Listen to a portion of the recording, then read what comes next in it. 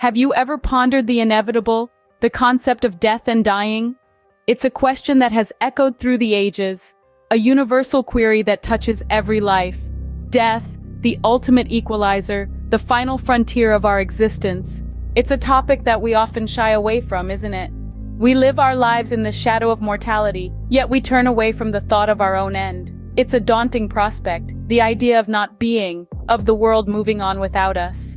But death, in all its mystery and finality, is a natural part of life. Just as the sun sets to make way for the night, just as the seasons change, bringing the cold winter after the warmth of summer, so too does every life have its sunset, its winter. It's a cycle as old as time itself, woven into the very fabric of existence. It's the closing chapter of the book of life, and like any story, it's not complete without an ending. This inevitable journey from birth to death is something that we all share. It's a common thread that binds us, a shared destination at the end of different paths.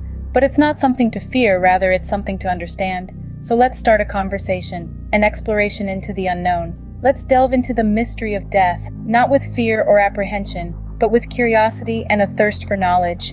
Let's break down the walls of uncertainty and bring light to the shadows. We'll explore the biological process of dying, looking at what happens to our bodies in those final moments. We'll journey through the stages of death, understanding the signs and symptoms that signal the end of life. We'll delve into the mystery of consciousness, questioning what happens to our minds when our bodies cease to function. And finally, we'll contemplate the cycle of life and death, reflecting on the interconnectedness of all things. Death is a journey we all must take, a journey into the unknown. But by understanding it, by exploring it, we can make that journey a little less daunting. As humans, we all share this ultimate destination. But what really happens when we die? The human body is an intricate system, and its shutdown is a complex process. It's like a symphony orchestra, where each musician plays a vital role. When one instrument ceases to play, the entire symphony is affected. So let's delve into this process, starting with the cessation of vital functions. The heart, often symbolized as the seat of life, is a tireless pump, circulating blood throughout our body. However, during the dying process, the heart's rhythm becomes irregular, and eventually, it stops. This cessation of heartbeat, clinically known as cardiac arrest, leads to the halting of blood flow, depriving organs of the oxygen they need to function. Almost simultaneously, the lungs cease their rhythm of inhaling oxygen and exhaling carbon dioxide, a process we all take for granted, known as respiration. Without fresh oxygen to replace what's consumed, cells begin to die off, starting the process of body shutdown. Now let's talk about the most complex organ in our body, the brain. The brain controls everything we do, from blinking to solving complex mathematical equations. When the heart stops and breathing ceases, the brain is one of the first organs to feel the impact. Deprived of oxygen-rich blood, the brain's function starts to slow down, and consciousness begins to fade. With the brain's decreased activity, the body's temperature starts to drop, and the skin may become mottled or discolored. This is due to the blood pulling away from the body's surface, as the body attempts to preserve its core temperature and protect vital organs. However, the body's fight for survival doesn't stop there. As cells start dying from lack of oxygen, they release chemicals that signal the immune system. In a last-ditch effort, the immune system kicks into overdrive, causing inflammation. Ironically, while inflammation is a sign of the body's attempt to heal itself, it can also cause further damage. As the process continues, the body's systems begin shutting down one by one. The digestive system stops processing food, the kidneys cease to filter toxins, and the muscles lose their strength and tone. It's like a cascading domino effect, each fallen piece triggering the next. Finally, the body reaches a state of stillness. But even then, the process of dying isn't over. After death, the body goes through several changes, including rigor mortis, the stiffening of the body's muscles, and later decomposition, as nature begins to reclaim what was once living tissue. So, that's the biological process in a nutshell, but it's more intricate than it sounds. Remember, every person's experience with death is unique, just like every symphony is unique. Some may pass quickly and quietly, others may struggle, but ultimately, we all face the same final curtain. Death, much like life, has its stages. As we delve deeper into this topic, let's explore the 3 commonly recognized stages of death: clinical death, brain death, and biological death. Starting with clinical death, this is the first stage of death and is typically defined as the moment the heart stops beating. When this happens, blood circulation ceases, and your body doesn't receive the oxygen it needs to keep functioning. However, this stage of death isn't necessarily permanent. With immediate medical intervention, it's possible to restart the heart and reverse the process. Now, if the heart doesn't restart, we move to the second stage, brain death. This stage is a bit more complex. Once the brain stops receiving oxygen, it begins to shut down. When all brain activity ceases, we enter the realm of brain death. It's important to understand that brain death isn't a coma or vegetative state. It's the complete and irreversible cessation of all brain function. Once brain death occurs, the individual is legally and medically considered deceased. The final stage of death is biological death. This stage is irreversible no matter what medical interventions are used. It begins when the cells in the body start to break down due to lack of oxygen. This is the moment when decomposition begins, marking the end of the biological functions that define living organisms. These stages of death might seem stark and intimidating, but they're simply part of the natural order of things. They are processes that every living being will undergo. Of course, the hope is always that this journey is as comfortable and peaceful as possible. Remember, death is not an event, but a process. It's a series of steps that begins with clinical death, moves through brain death, and culminates in biological death. Each stage is a step towards the end, a journey we all must take. But what about our consciousness, our sense of self? Where does that go? This is a question that has intrigued and confounded humans for millennia. The mystery of consciousness, that intangible essence of what makes us who we are, is one of the most profound questions we face. Theories surrounding consciousness after death are as varied and numerous as the cultures and religions of the world. Some believe that consciousness ceases to exist after death, that it is inherently tied to our biological processes and functions. When the body dies, so too does our consciousness. However, others argue that consciousness might exist independently of the brain, suggesting that it could continue in some form even after our physical demise.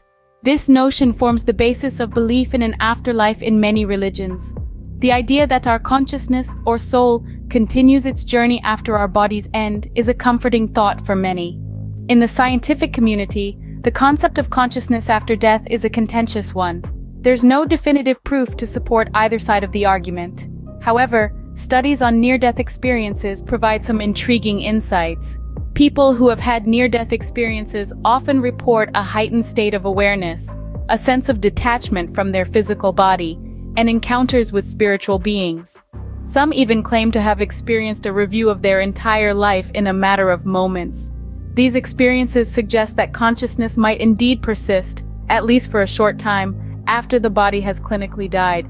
But it's important to note that these are subjective experiences, heavily influenced by cultural and personal beliefs. They are not verifiable evidence of consciousness surviving death.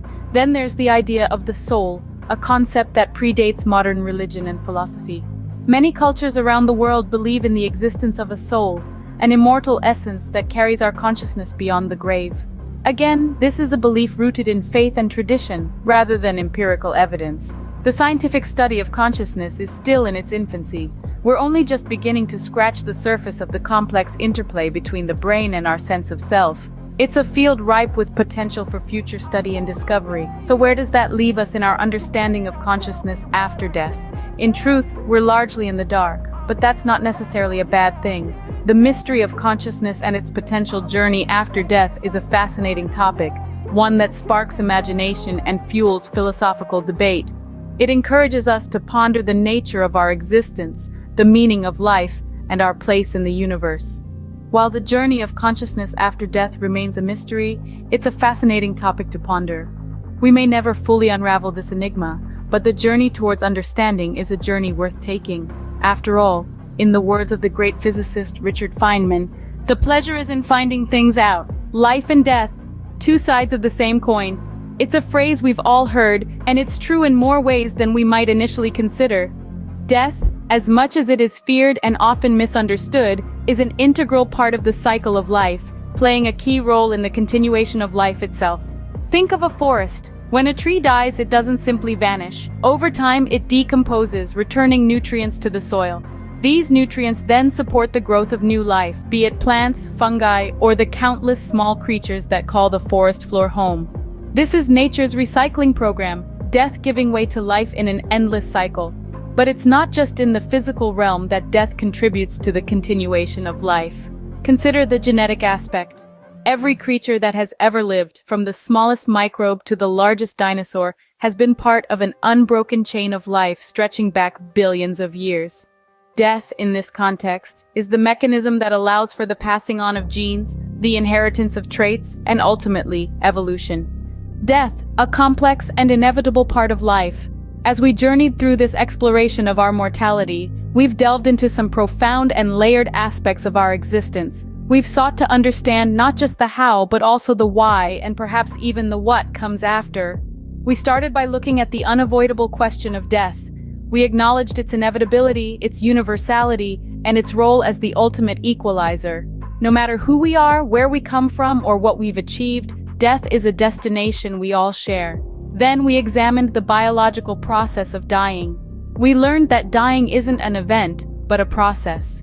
A process that can start long before death actually happens. We talked about how the body begins to shut down, organ by organ, system by system. We discussed how the brain, the heart, and the lungs play their final roles in our mortal journey.